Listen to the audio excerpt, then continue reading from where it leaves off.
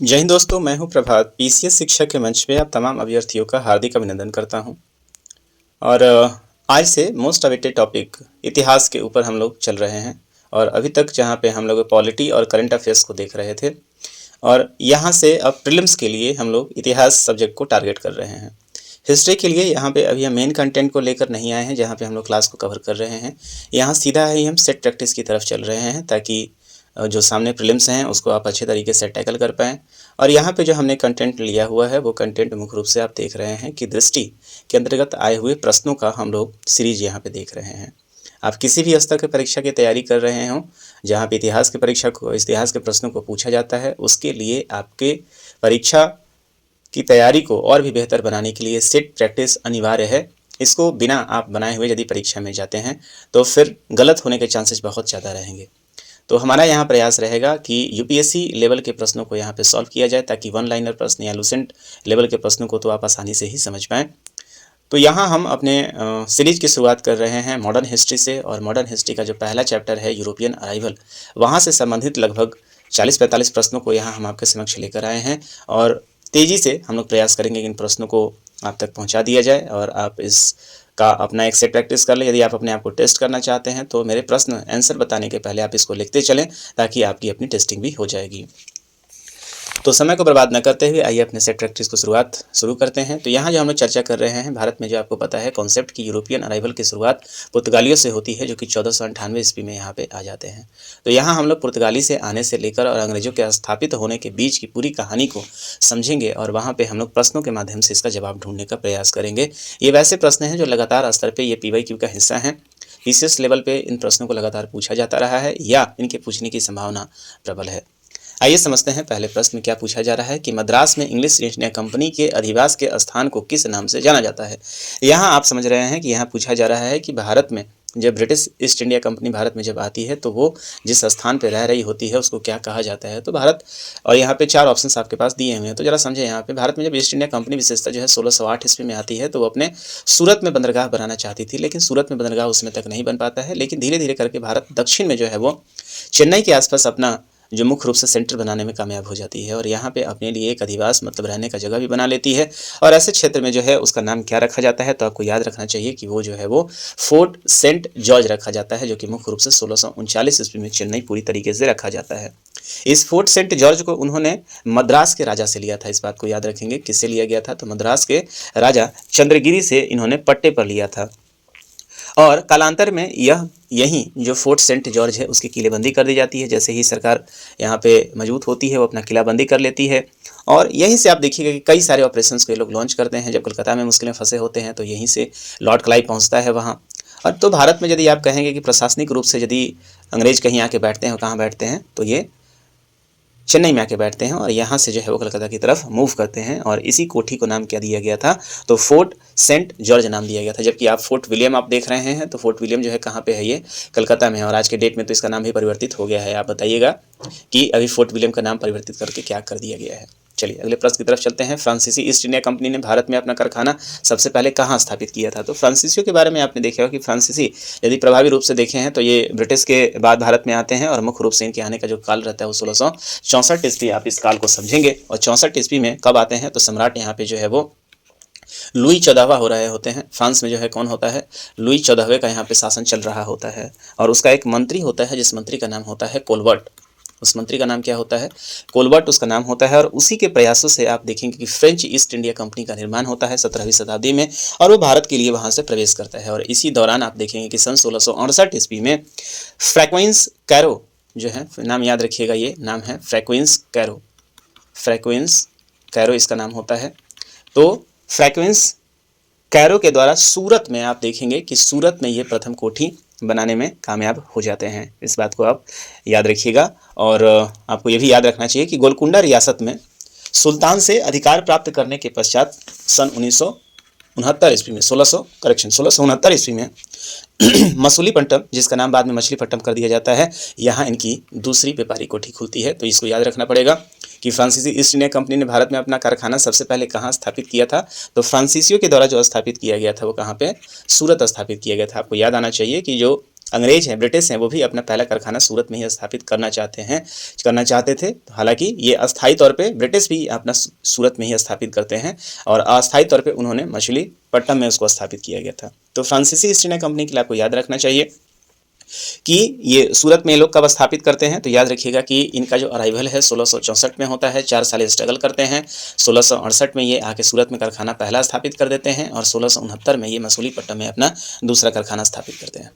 आगे बढ़ते हैं, तीसरे प्रश्न चलते हैं। निम्नलिखित में से कौन सा एक फसल भारत में पुर्तगालियों द्वारा लाई गई थी। जो पुर्तगाली भारत में आए हैं तो वो अपने साथ कई सारे फसलों को भी लेकर आते हैं और उसमें से एक प्रसिद्ध जो फसल है जो भारत में वो लेकर आए थे, जो आज भी यहाँ पे चल रहा है और वो काफ़ी नाम है, वो कौन सा है। इन सभी में से अफीम, कॉफ़ी और पान, इन सभी में से मिर्च जो है वो सही उत्तर होगा। भारत में मुख्य रूप से आप देखेंगे कि और क्या क्या लेकर आए थे, तो तंबाकू की खेती जो भारत में की जाती है वो इन्हीं का देन है। इसके अलावा भारत में जो आज जहाज़ निर्माण जो है वो इनके द्वारा ही मुख्य रूप से पहली बार भारत जहाज़ निर्माण के अगर यही कारण है, और गुजरात के कालीकट बंदरगाह पे इस चीज़ को शुरू किया गया था, इनके द्वारा। और योगदान क्या है, तो प्रिंटिंग प्रेस का जो शुरुआत है वो पुर्तगालियों के द्वारा ही किया गया था। तो ये कुछ इंपॉर्टेंट वो चीज़ हैं। और मिर्च जो है वो फसल हमारे पास इनके द्वारा ही लाया गया था। काली मिर्च की बात नहीं हो रही है, मिर्च की बात हो रही है। काली मिर्च तो भारत में बहुत पहले से इसको खरीदने के लोग आए थे। और पुर्तगाली ने ही 1556 ईस्वी में, आपको याद आ रहा होगा, 1556 ईस्वी में गोवा में सबसे पहले प्रिंटिंग प्रेस का स्थापना किया था। तो प्रश्न तो हालांकि यहाँ पे एक पूछा गया है, लेकिन आपको यहाँ से कई सारी चीज़ों की जानकारी मिल गई है। तो यहाँ पे आप याद रखेंगे कि मुख्य रूप से जो इनके द्वारा लाया गया फसल है उसमें तंबाकू बहुत इंपॉर्टेंट है, मिर्च पूछा जाता है, जहाज़ निर्माण की शुरुआत इनके द्वारा भारत में कराई गई थी। और उसके बाद आप देखेंगे, आज भी आप देखेंगे कि गुजरात के अलंग में आप देखेंगे कि जो स्क्रैपर्स है वो यहाँ पे जहाज़ को स्क्रैप किया जाता है। और प्रिंटिंग प्रेस सबसे इंपॉर्टेंट है, जिसके बाद में पॉपुलर हुआ। तो प्रिंटिंग प्रेस की स्थापना भारत में पहले हो चुकी थी और 1556 ईस्वी में गोवा में ही पुर्तगालियों के द्वारा प्रिंटिंग प्रेस की स्थापना कराई गई थी। सही उत्तर आपका यहाँ पे हो जाएगा मिर्च। नेक्स्ट क्वेश्चन की तरफ चलें हम लोग। अंग्रेजों की बंगाल में पैठ के विषय में निम्नलिखित कथनों में से कौन सा कथन सही है, आपको यहाँ पे बताना है। तो यहाँ पे हम लोग को देखना है कि कथन कौन सा सही है। तो जॉब चौर्नॉक सही है, ये इसको जरूर देखिएगा, क्योंकि कभी कभी पूछ लेते हैं कौन सा सही नहीं है। तो जॉब चौर्नॉक अगस्त 1690 में सुल्तानाती में आया था और उसने कलकत्ता की स्थापना की, जो बाद में ब्रिटिश भारतीय साम्राज्य का केंद्र बना। फ्रांसीसी ईस्ट इंडिया कंपनी कलकत्ता में फोर्ट विलियम के निकट एक दुर्ग बनाया। अब जरा समझिए, यहाँ पे जब British east India company Bharat में आई तो सबसे पहले तो मैंने आपको बताया कि चेन्नई में आके बैठ गई थी। फिर बाद में ये कलकत्ता की जब मूव ऑन करती है तो आपको पता है कि कलकत्ता में ये 3 गाँवों को लीज पे लेते हैं, है ना, जिसमें से कोलकाता, सुल्तानाती और गोविंदपुर होता है। ये 3 गाँवों को लीज पर लेते हैं और यहीं पे इन 3 गाँवों को मिलाकर एक ये किला बनवाते हैं और इसी किला का नाम बेज में क्या होता है, फोर्ट विलियम बनता है। फोर्ट विलियम जो कि जॉब चौर्नॉक के द्वारा बनाया गया था। तो पहला जो स्टेटमेंट है वो स्टेटमेंट जो है आपको यहाँ पे क्या हो रहा है आप देखेंगे तो क्वेश्चन आपसे क्या पूछा गया है, कौन सा कथन सही है। तो पहला जो है वो जॉब चौर्नॉक 1690 ईस्वी में, हालांकि आप देखेंगे इस चीज़ के व्याख्या के रूप में आप देखेंगे तो 1698 ईस्वी में अजीम उसान द्वारा अंग्रेजों को सुल्तानाती, कालीकता और गोविंदपुर नामक 3 गांव की जमींदारी दी गई थी और इसी से जॉब चौर्नॉक ने कलकत्ता की नींव रखी थी। इस बात को आप याद रखेंगे। और 1700 में अंग्रेजों ने कलकत्ता में पहला प्रेसिडेंसी नगर भी घोषित किया गया था। तो आप यहाँ पे देखें तो पहला स्टेटमेंट जो यहाँ पे 1690 हो रहा है, इस 1690 के जगह पे क्या होता, यदि 1698 होता तो हमारा कथन क्या हो जाता, सही हो जाता, है ना। तो इसके हिसाब से आपका पहला जो स्टेटमेंट है वो क्या हो जाता है, 3 गांव तो बनते हैं, अजीम उसान से 3 गांव लिए तो जाते हैं, लेकिन घटना कब की है, 1698 में है और 1700 इसमें प्रेसिडेंसी नगर घोषित कर दिया जाता है। दूसरी तरफ देखें, फ्रांसीसी ईस्ट इंडिया कंपनी कलकत्ता में फोर्ट विलियम नहीं, कलकत्ता में फोर्ट विलियम फ्रांसीसियों के द्वारा नहीं, ईस्ट इंडिया कंपनी के द्वारा स्थापित किया गया था। तो ये भी स्टेटमेंट आपका गलत हो गया। तो बहुत ध्यान से आप पढ़ें। तो यहाँ पे पूछा गया था कौन सा कथन सही है, तो यहाँ पे ना तो 1 सही है और ना ही 2 सही है, इसलिए सही उत्तर हो जाएगा आपका ऑप्शन नंबर डी। बहुत ध्यान से देखेंगे, बहुत बढ़िया प्रश्न है ये। आगे देखें, यहाँ पे थोड़ा सा कुछ समस्या नज़र आ रहा है स्लाइड में, आगे बढ़ जाते हैं हम लोग। तो क्वेश्चन नंबर यहाँ पे 5 था, जिसको मैंने यहाँ पे स्किप किया है, थोड़ा स्लाइड में ये इशू था। वहाँ पे आप देखेंगे कि 5वां जो प्रश्न था वहाँ पूछा गया था कि ब्रिटिश पूर्व काल में अपने व्यापारी पोत सूरत बंदरगाह में नहीं लाए गए थे। सूरत में कौन सा जो है बंदरगाह नहीं आया था, ये क्वेश्चन आपसे पूछा था। तो यहाँ आपके ऑप्शन में था पुर्तगाली और अंग्रेज, मतलब सूरत में पूछ रहा था कि कौन अपने पोत के साथ नहीं आया था। तो पुर्तगाली और अंग्रेज ऑप्शन में था, रूसी और जर्मन थे, अंग्रेज और अरब थे, फ्रांसीसी और अरब थे। तो यहाँ पे आप देखेंगे कि सूरत में लगभग पुर्तगाली आए थे, अंग्रेज आए ही थे, अरब आए ही थे, फ्रांसीसी आए ही थे, है ना। तो आपका इसमें जो गलत उत्तर था उसमें आप देखेंगे रूस और जर्मन कभी यहाँ पे नहीं आए थे। तो ये आपका क्वेश्चन था जो वहाँ पे हम लोग नहीं देख पाए हैं, स्लाइड में थोड़ी सी त्रुटि थी। आगे बढ़ते हैं, क्वेश्चन नंबर 6 की तरफ बढ़ते हैं। 17वीं शताब्दी के आरंभिक काल में अंग्रेजों के साथ व्यापार वार्ता शुरू करने के लिए मुगल निम्नलिखित में से किस बात से प्रेरित हुए थे। तो पहला यहाँ पे ऑप्शन जो है वो बताया जा रहा है। आपसे क्वेश्चन को पहले ध्यान लें, किस बात से प्रेरित हुए थे, मतलब कोई एक ऑप्शन सही होगा।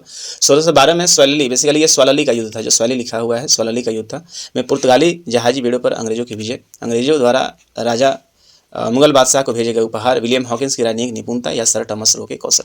तो स्पष्ट रूप से आपको याद आ रहा होगा कि सन 1612 ईस्वी में जो अंग्रेज हैं वो पुर्तगाली को स्वैली के युद्ध में हरा दिए थे। तो जिसके कारण आप देखेंगे कि इससे जो चूँकि पुर्तगाली जो है वो मुग़लों से भी चुंगी वसूल रहे थे, और मुग़लों के पास चूँकि नेवल सेना थी नहीं, तो उनसे काफ़ी परेशान रहते थे। और जैसे ही उन्होंने देखा कि भाई कोई आया है जो पुर्तगाली को यहाँ पे हरा दिया है, उससे काफ़ी खुश होते हैं। और यही कारण है कि 17वीं शताब्दी के आरंभिक काल में अंग्रेजों के साथ जो है अब मुग़ल जो है वार्ता शुरू कर देते हैं। और आपको बताना होगा कि 1612 ईस्वी में किस मुग़ल बादशाह का शासन चल रहा था। चलिए आगे बढ़ते हैं, तो सही उत्तर हो जाएगा ऑप्शन नंबर ए। आगे बढ़ते हैं, निम्नलिखित विदेशी यात्रियों में से किसने भारत के हीरो और हीरो की खदानों का विस्तृत रूप से चर्चा किया है।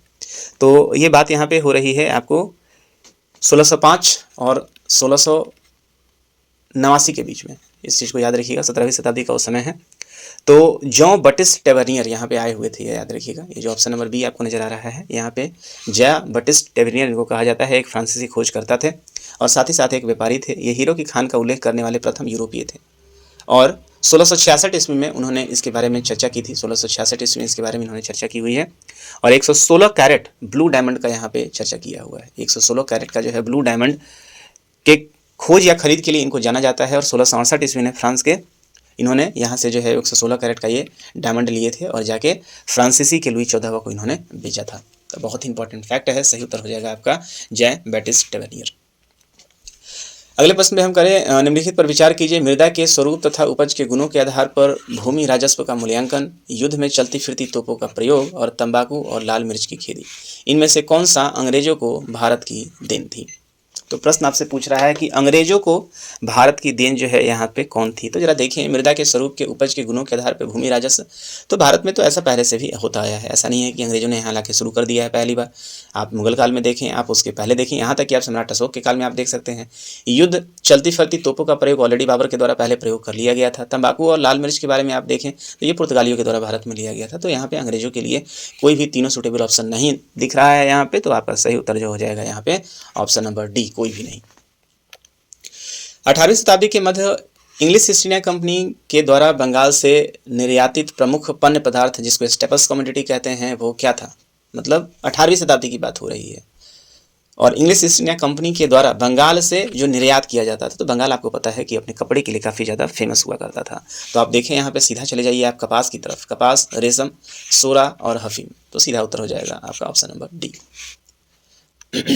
किस गुजराती पायलट चालक ने वास्को डिगामा 1498 को कालीकट तक मार्गदर्शन किया गया था। आपको पता है कि भारत के पश्चिम में केप ऑफ गुड होप तक जो है अंतर्मासा का द्वीप जिसको कहते हैं, यहाँ तक तो पहले से ही जो है वो अफ्रीकन पहुंच गए थे। लेकिन यहाँ से लेकर भारत के इस कालीकट तक का जो सफ़र था बड़ा मुश्किल था, वहाँ ढूंढ नहीं पा रहे थे। तो वहीं एक गुजराती यहाँ पे एक व्यापारी मिला था, बेसिकली एक चालक भी था जिसका नाम था क्या, अब्दुल मजीद। तो ये अब्दुल मजीद के सहारे ही वास्को डिगामा भारत के कालीकट तक पहुंचे हुए थे। और जहाँ पे जो राजा उस समय केरल में कौन चल रहे थे, जमोरिन चल रहे थे, जिन्होंने इनका स्वागत किया था। तो यहाँ मार्गदर्शन किसने किया था, तो याद कीजिएगा अब्दुल मजीद नामक एक व्यापारी सह पायलट जो कि गुजराती था। 15वीं शताब्दी के अंत में यूरोपीय यात्री भारत और दक्षिण पूर्व एशिया की ओर आकर्षित हुए थे, उसका कारण क्या था। तो यूरोप में कृषि 15वीं शताब्दी के अंत में यूरोपीय यात्री भारत तथा दक्षिण पूर्व में क्यों आए थे। तो यूरोप में कृषि विकास एवं विस्तार, आंतरिक और विदेश व्यापार की वृद्धि हेतु नए बाजार की तलाश, रेशम, मसाले और औषधि की मांग। इसमें आपको बताना है कि सही उत्तर जो है वो कौन सा होगा। तो स्पष्ट रूप से आप देखें कि कौन से कथन आपको यहाँ पे सही बताया जा रहा है।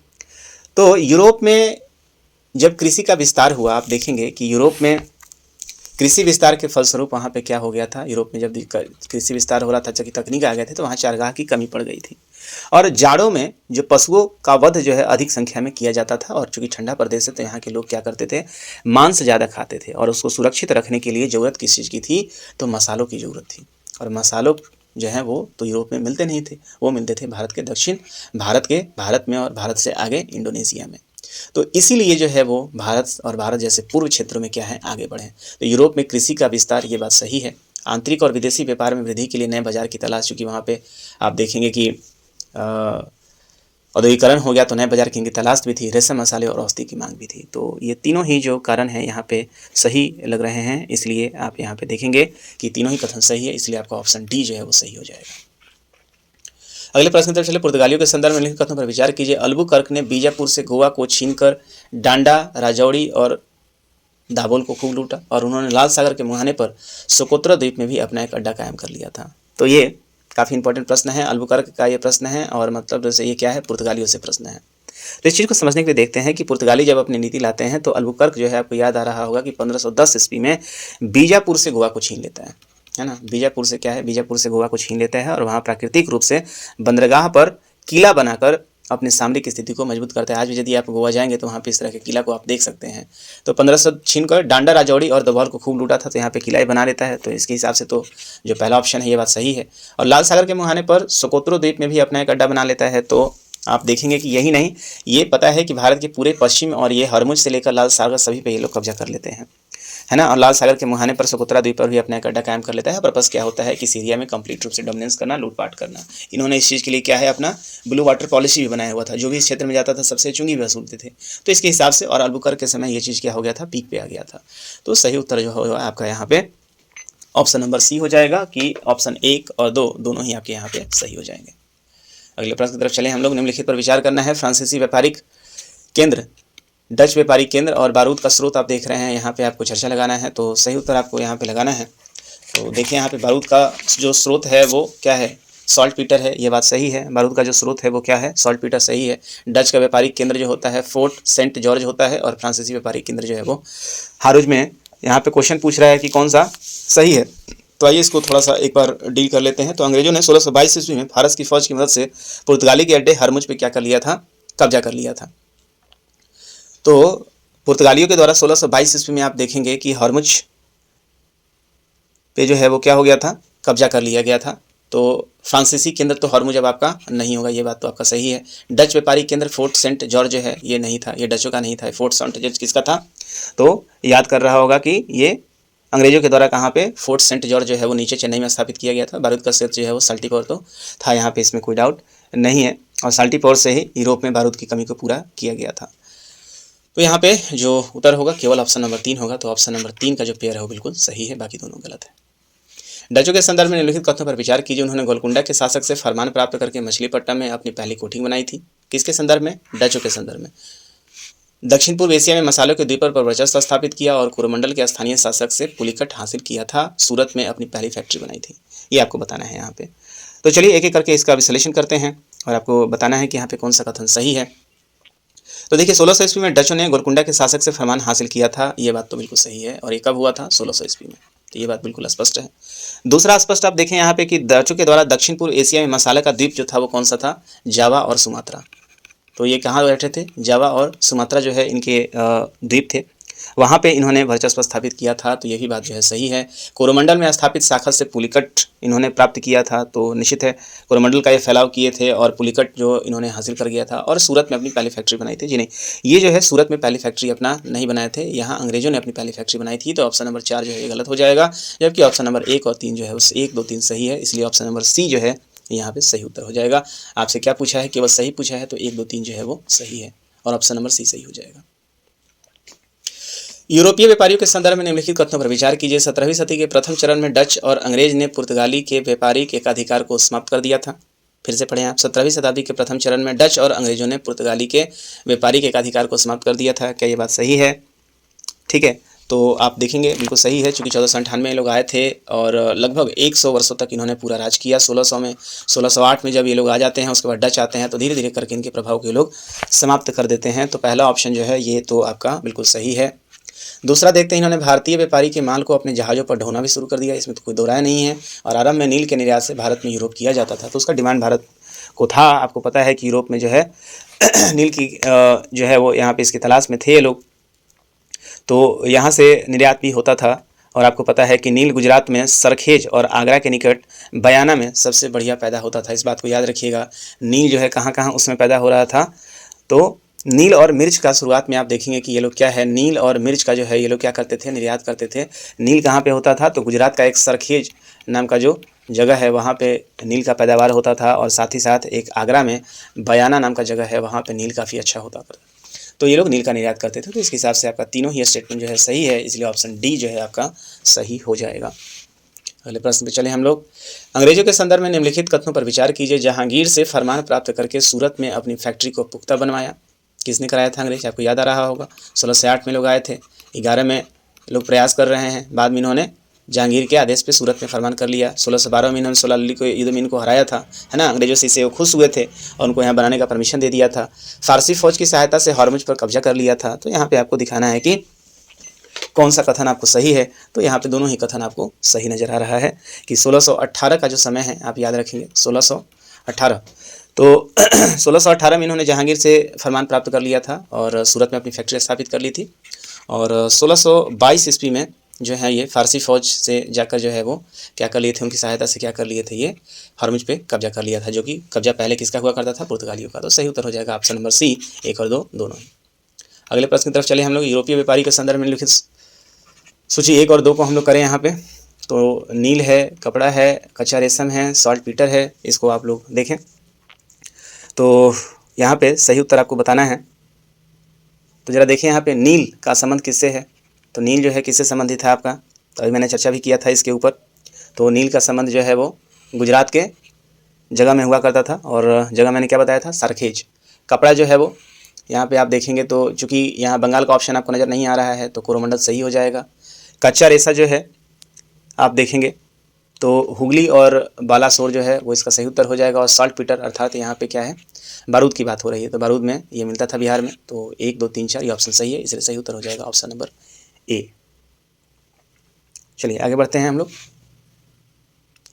18वीं सदी में भारतीय विदेश व्यापार के संदर्भ में निम्नलिखित कथनों पर विचार कीजिए। तो 18 भारत में यूरोप के साथ व्यापारिक संबंध स्थापित हुए, भारतीय अर्थव्यवस्था तेजी से विकसित हुई, और इस समय भारत में सर्वाधिक तेजी से सोना और चांदी का आगमन हुआ। आपको बताना है कि इसमें से कौन सा कथन सही है। तो 18वीं शताब्दी के प्रारंभ में आप देखेंगे कि यूरोपीय व्यापारियों का भारत आने और यूरोप में बाजार विकसित होने से भारत के साथ यूरोप के संबंध अच्छे हुए, इसमें कोई डाउट नहीं है। हालांकि इसके बाद इन्होंने लूटना शुरू कर दिया। 19वीं शताब्दी जो है आपके लिए कंप्लीट लूट का समय रहेगा, लेकिन तत्काल ये यहाँ पे अपने आप को एस्टैब्लिश कर रहे हैं, अभी तो शुरुआत ही है। दूसरी चीज़ ये है कि इनके आने से आप देखेंगे कि व्यापार भी हमारा जो है काफ़ी तेज़ी से विकसित हुआ यहाँ पे, क्योंकि अभी तक यहाँ पे मुग़ल मजबूत हैं और ये लोग किसी तरीके से अपने आप को यहाँ एस्टैब्लिश कर रहे हैं। और तीसरा जो चीज़ है, ये लोग जब आएँ तो अपना व्यापार जो ये लोग किस में करते थे, सोना और चांदी में करते थे, क्योंकि आज के डेट में कोई आरबीआई वाला व्यवस्था या डॉलर की व्यवस्था तो थी नहीं। तो उस समय जो एक कॉन्स्टेंट चीज़ हुआ करता था, वो खरीदने के लिए जो सबसे ट्रस्टेड था वो सोना और चांदी हुआ करता था, और वो लोग यहाँ लेकर यहाँ पे आते थे। तो सामान को खरीदने के लिए तेज़ी से सोना और चांदी, चूँकि यहाँ से व्यापार बढ़ा, तो चूँकि आए भी थे लोग एक व्यापारी के रूप में, तो ये अपने साथ ही सोना और चांदी से जो है व्यापार खरीदते थे। तो इस तरीके से आपका यहाँ पे तीनों ही ऑप्शन सही नज़र आ रहा है, तो इसलिए 1, 2, 3 जो है वो सही हो जाएगा। आगे बढ़ते हैं। अंग्रेज व्यापारियों के संदर्भ में निम्नलिखित कथनों पर विचार करना है। इसमें मसूलीपट्टनम के बाद फोर्ट सेंट जॉर्ज को व्यापार का मुख्य केंद्र बनाया। दूसरा है गुजरात से लेकर हुगली तथा मसूलीपट्टनम तक से लेकर सिंधु नदी तक व्यापारिक वर्षा को इन्होंने बनाया। क्या बातें सही है। तो आप देखें कि अंग्रेज सर्वप्रथम नील का निर्यात करते थे गुजरात से, है ना। फिर कपड़ा का निर्यात ये कहाँ से है, कोरोमंडल से करना शुरू कर दिए। दूसरा चीज़ आप देखेंगे कि इसके साथ साथ इन्होंने क्या किया कि फोर्ट सेंट जॉर्ज से व्यापार का इन्होंने प्रमुख केंद्र भी बना लिया। बिल्कुल सही है, जो कि चेन्नई वाला है। और चूँकि ये पश्चिम से लेकर सारा का सारा व्यापार कर लिए थे, हरमुज तक अधिकार कर लिए थे, सिंधु तक इन्होंने कंट्रोल कर लिया था। तो इस तरीके से उत्तर से लेकर दक्षिण तक इन्होंने मछलीपट्टनम तक अपना जो है व्यापार पूरी तरीके से, मतलब पूरा ये वाला हिस्सा जो है इन्होंने क्या कर लिया था, कब्जा कर लिया था।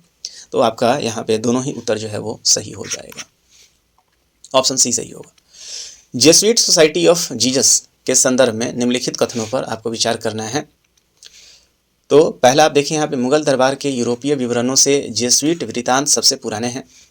मुगल दरबार के यूरोपीय विवरणों में जेसुइट वृत्तांत सबसे पुराना है। पुर्तगाली राजा जेसुइट प्रचारकों की मदद से ईसाई धर्म के प्रति रुचि रखता था। आपको बताना है कि इनमें से कौन सा कथन सही है या है। तो आप देखें यहाँ पे कि यूरोप को भारत में जानकारी जेसुइट धर्म प्रचार और यात्री, व्यापारी और राजनीतिकों के विवरण से प्राप्त हुई है। देखिए, तो मतलब यूरोप को जो भारत के बारे में जितनी भी जानकारी प्राप्त हुई है वो जानकारी बेसिकली क्या है, जो भारत में घूमने के लिए आते थे, धर्म प्रचारक थे, व्यापारी थे, उनके माध्यम से प्राप्त हुई है। ठीक है, तो इसमें ऑब्वियसली पहला जो स्टेटमेंट है आपका यहाँ पे सही हो जाएगा। दूसरा चीज़ ये है कि पुर्तगाली राजा जो हैं वो जेसुइट प्रचारकों की मदद से ईसाई धर्म के प्रचार को फैलाना भी चाहते थे, रुचि भी रखते थे। तो इसके हिसाब से और अपना व्यापार, अपना जो साम्राज्य निर्माण करने की इच्छा भी रखते थे। तो इसके हिसाब से आप देखें कि ऑप्शन 1 और 2 दोनों सही है, तो सही उत्तर हो जाएगा आपका ऑप्शन नंबर सी। आगे देखते हैं, मुगल दरबार और जेसुइट के संदर्भ में निम्नलिखित कथनों पर विचार आपको करना है। सर्वप्रथम अंग्रेजों ने जेसुइट को आमंत्रित करने के लिए दूत मंडल को कहाँ भेजाया? गोवा भिजवाया था। क्या ये बात सही है? ठीक है, तो प्रश्न देखिए, सर्वप्रथम औरंगजेब ने जेसुइट पादरियों को आमंत्रित करने के लिए दूत मंडल गोवा भिजवाया था क्या? पहला ऑप्शन यहाँ पे है, तो ऐसा नहीं है। अकबर उस समय हुआ करते थे। सबसे पहले तो औरंगजेब का नाम ही नहीं आएगा। तो अकबर ईसाई धर्म के बारे में जानने के लिए बहुत उत्सुक हुआ करते थे और ये अकबर थे उस समय। तो 1558 से लेकर 1605 जो है अकबर का समय है, इस बात को याद रखेंगे। तो अकबर के जेसुइट पादरियों, और बात हो रही है यहाँ पुर्तगालियों की, है ना, अंग्रेजों की तो बात नहीं हो रही है यहाँ पे। तो ऑब्वियसली ये औरंगजेब का कार्यकाल नहीं है। तो जेसुइट पादरियों को आमंत्रित करने के लिए दूतावास को यहाँ पे गोवा भेजा था। तो गोवा, ये वाला जो ऑप्शन है आपका गलत हो जाएगा। ठीक है, तो अकबर भेजे थे यहाँ पे, औरंगजेब जो है वो नहीं होगा, तो ये ऑप्शन गलत। पहला जेसुइट शिष्टमंडल फतेहपुर सीकरी को मुगल दरबार में यहाँ पहुँचा था। तो पहला जेसुइट फतेहपुर सीकरी मुगल दरबार में 1580 में पहुँचा था, ये बात बिल्कुल सही है।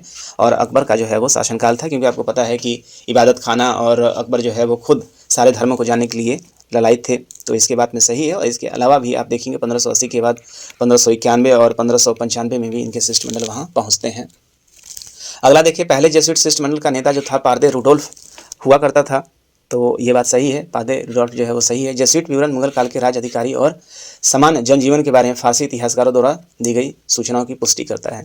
तो ये आपका ये भी स्टेटमेंट सही है। तो मतलब एक जो है उसको छोड़ दें तो बाकी तीनों स्टेटमेंट सही है। मतलब आपका ऑप्शन नंबर 2, 3, 4 जो है वो बिल्कुल सही है। आगे देखते हैं, आपको यहाँ पे सुमिलित करना है पंजी, मछलीपट्टनम, पांडिचेरी। तो कौन किसके अंतर्गत आया है, इस बात को आपको बताना है। तो आप देखें कि पंजी जो है वो, पंजी मतलब यहाँ गोवा है। पंजी का मतलब यहाँ पे क्या हो जाएगा? गोवा है। और गोवा किसके पास था? तो ये पुर्तगालियों के पास था। और गोवा कब से था? तो 1510 ईस्वी में इन्होंने ले लिया था, है ना।